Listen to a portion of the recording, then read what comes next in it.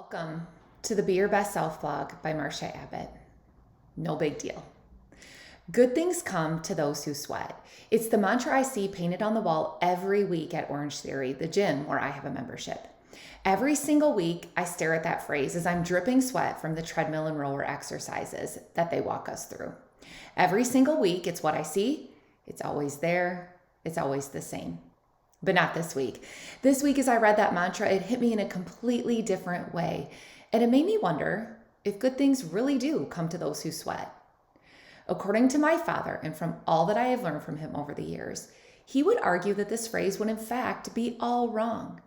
But in order for you to understand why, I need to share a little bit about the amazing man who took part in raising me, the first man I ever looked up to, the first man who held my heart, my dad. My father is truly one of a kind. If I had to list all of his best qualities, the list would never end. So instead, I'm going to share 3 of his traits that ended up impacting me the most throughout my life. First off, my father's a retired Navy man who worked his way up to Master Chief before he retired. His dedication to the Seabees taught me all about discipline and hard work. It was ingrained in me and my siblings early on and still pushes us today to do well in life and to never give up. Secondly, my father is and always has been a very supportive man. And in our house, equality was important. He was the breadwinner, so to speak, but he still helped with cleaning, wash, cooking, and all of the rest. As for us children, we didn't have household jobs based on our gender roles or jobs that society expected us to have. Instead, it was important to our family that everyone helped with everything. And this way of life showed me that it doesn't matter who you are or what the world thinks. Just do what needs to be done, without complaining, of course. And finally, the last trait that took me too many years to learn, actually I'm still learning, is the one that is most important to share with you today. My dad has a personality that allows him to just go with the flow of life, no matter how much it differs from where we expect it to go. He just never gets worked up about some of those small setbacks that come up along the way. Let me share some examples. When he broke his pinky, it never healed correctly, leaving it stick out from the rest of his fingers. He told the doctor to just cut it off, no big deal. So they did. When there is drama or arguments, his belief is to not worry about it because this too will pass. No big deal. And it always does. And when scary health issues are potentially popping up in life, he always reminds us to not worry about it until we have to not stress about something that isn't even a reality yet. It's no big deal right now.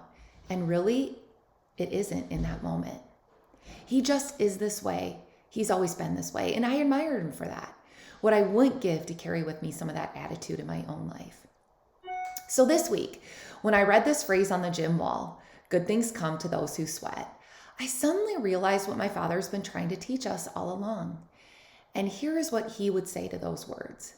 Sweating? Maybe in the gym, yes, but surely not in life, because he has always taught me one very important lesson that I hope to teach you today. By leading through example, he taught me to not sweat the small stuff, to leave that work out for our body in the gym, and to be sure to never unnecessarily overwork our mind, to be a warrior in life, not a worrier, to save our energy and uncertainties for those really big and important things that may come up in the future, to let go of the small things and stop dwelling on those insignificant parts of the journey that are out of our control.